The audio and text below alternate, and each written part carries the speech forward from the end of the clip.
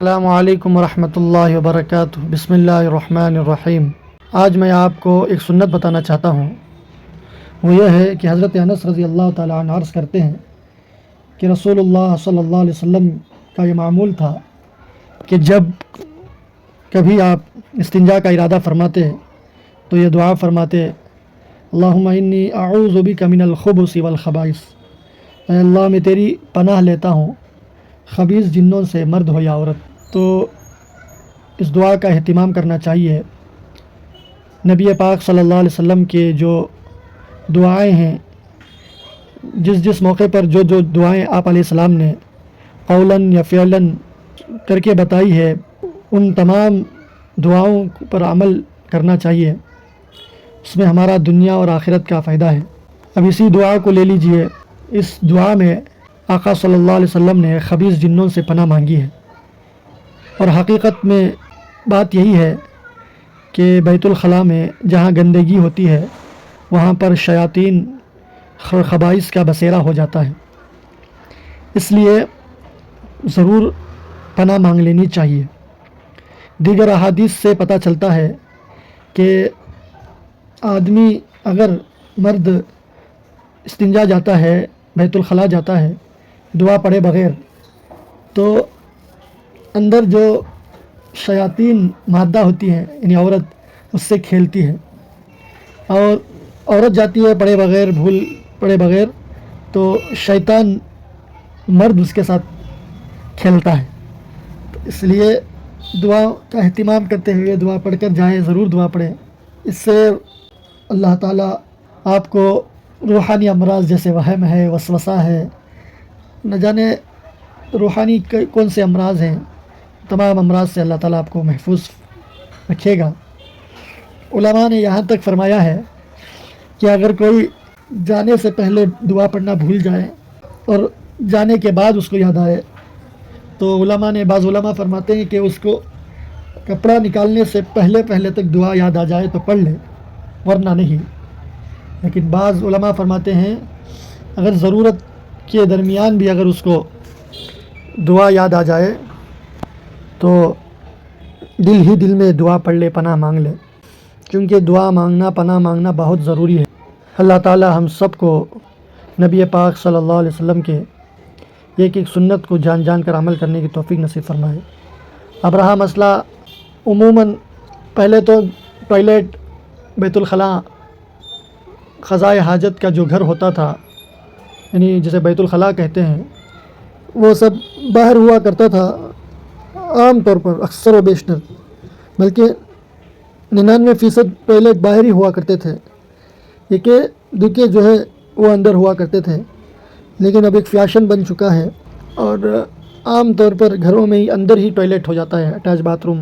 تو اس کا حکم یہ ہے کہ آپ جتنا ہو سکے پاکی صفائی کا خیال رکھیں۔ ٹوائلٹ جتنا پاک صاف رہے گا، وہاں پر کوئی جن، کوئی شیطان یا کوئی شیطانی اثرات وہاں پر نہیں ہوں گے۔ اس لیے علماء نے حمام یا بیت الخلاء میں کپڑوں کو مستقل لٹکائے رکھنا، چھوڑے رکھنا سے منع فرمایا ہے، اور فرمایا کہ جتنا ہو سکے گندگی کو اپنے آپ سے، اپنے لباس سے، اپنے گھر سے، اپنے رہنے سہنے کی جگہوں سے دور کرو، اس لیے کہ حدیث میں بھی آتا ہے کہ تمہارے ساتھ فرشتے ہیں، ہر آدمی کے ساتھ چند فرشتے ہوتے ہیں حفاظت کے، اور خاص طور پر 2 فرشتے تو ہر آدمی کے ساتھ رہتے ہیں، جس کو کاتبین کہتے ہیں، کرامن کاتبین، یعنی 2 فرشتے جو برائیاں لکھتے ہیں، ایک اچھائیاں لکھتے ہیں۔ تو حدیث میں آتا ہے کہ 3 وقت پر 3 موقعوں کی وجہ سے یہ انسان سے الگ ہو جاتے ہیں۔ جب انسان ٹوائلٹ کو جاتا ہے تو وہاں پر یہ انسان سے ہٹ جاتے ہیں، جب پیشاب کے لیے جاتا ہے انسان سے ہٹ جاتے ہیں، جب غسل کرنے لگتا ہے انسان سے ہٹ جاتے ہیں، یعنی جب میاں بیوی کا ملاپ ہوتا ہے، جب غسل اس پر واجب ہو جاتا ہے، تو اس وقت فرشتے انسان سے ہٹ جاتے ہیں۔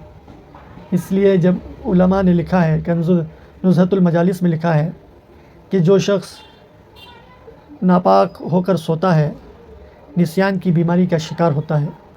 اس لیے جب ناپاک ہو جائیں تو آپ پاک ہونے کی فوراً کوشش کریں۔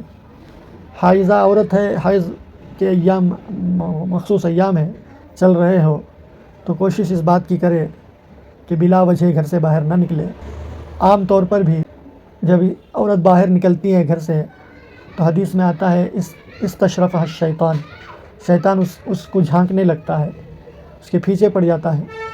حدیث میں اللہ کے رسول نے فرمایا اذا خرجت المرأة من بیتها، جب عورت گھر سے نکلتی ہے تو شیطان اس کے پیچھے لگ جاتا ہے، جوانوں کو اس کے پیچھے لگا دیتا ہے، اسے بہکانے لگتے ہیں، اس کے ذریعے سے وہ مردوں کا شکار کرتا ہے، جہنم کے قریب لے کر چلے جاتا ہے، اس کے ایمان کو اس سے چھیننے کی کوشش کرتا ہے۔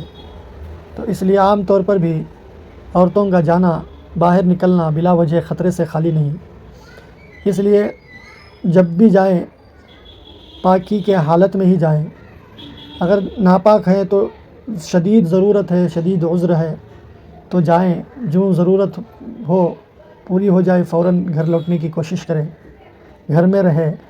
وقرن فی بیوتکن، یعنی قرآن میں اللہ فرماتے ہیں کہ عورت گھر میں گھڑی رہے، گھر میں اٹکی رہے، گھر ہی کو اپنا باغ بنائے، گھر ہی کو اپنی تفریح گاہ بنائے، گھر ہی کو اپنا پھرنے کی جگہ بنائے، گھر ہی میں ایسے سامان اسے، مرد کو چاہیے کہ گھر میں ایسے سامان اسے فراہم کرے جو اس کو ہر چیز سے بے نیاز کر دے، ایسے گھر کا انتظام کرے۔ مرد کو چاہیے کہ ایسے گھر کا انتظام کرے جہاں پر ہوا کا گزران ہو، اجالے کی آمد و رفت ہو، روشنی برابر اسے مہیا ہوتی ہو، پردے کا انتظام ہو۔